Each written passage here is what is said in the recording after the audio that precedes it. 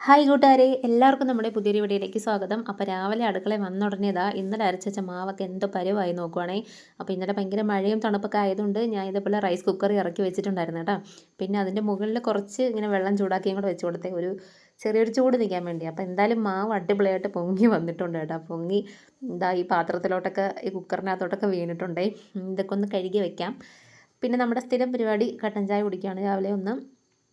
പിന്നെ അത് കഴിഞ്ഞിട്ട് ഇഡലി വേണോ ദോശ വേണോ എന്നുള്ള തർക്കത്തിനിടയിൽ ലാസ്റ്റ് ഇഡലിയാണെന്ന് ഉറപ്പിച്ചേട്ടാ. അപ്പോൾ ഞാൻ ഇഡലി തട്ട് ഗ്യാസിൽ വെച്ച് കൊടുത്തിട്ടുണ്ട്. പിന്നെ കടലക്കറിയൊക്കെ വെച്ചിട്ടുണ്ടായിരുന്നേ, വെള്ളക്കടല.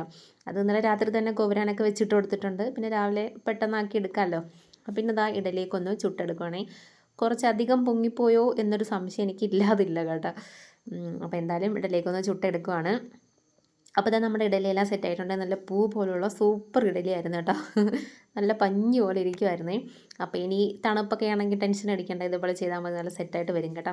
അപ്പോൾ ഇക്കതാ ഓട്ടോടാൻ പോകാനൊക്കെ റെഡി ആയിക്കൊണ്ടൊക്കെ ഇരിക്കുകയാണ്. അപ്പോൾ ഇക്കാക്കുള്ള കാപ്പി അങ്ങ് കൊടുക്കുകയാണ് കേട്ടോ. പിന്നെ ഇന്ന് ഇഡലിയും കടലക്കറിയൊക്കെ ആയതുകൊണ്ട് ഒരു കാപ്പിയേ ഉള്ളൂ. അല്ലെങ്കിൽ മിക്ക ദിവസം ഇവിടെ 2 ഐറ്റം ഉണ്ടാക്കലാണ് പതിവ് കേട്ടോ.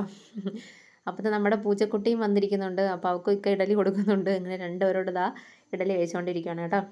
പിന്നെ കുറച്ച് കഴിഞ്ഞപ്പോൾ മോൾ എണീച്ച് വന്ന് അവൾക്കും വിശന്നിട്ടോ എന്ന് പറഞ്ഞിട്ട് അവളും കഴിക്കുകയാണേ. പിന്നെ നമ്മൾ അമ്പഴങ്ങ വാങ്ങിച്ചിട്ടുണ്ടായിരുന്നല്ലോ.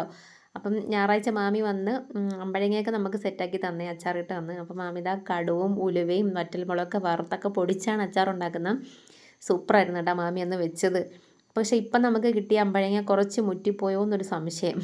മാമിത ഫാമിലി ഗ്രൂപ്പിലൊക്കെ കോളൊക്കെ ചെയ്തുകൊണ്ടിരിക്കുകയാണ്.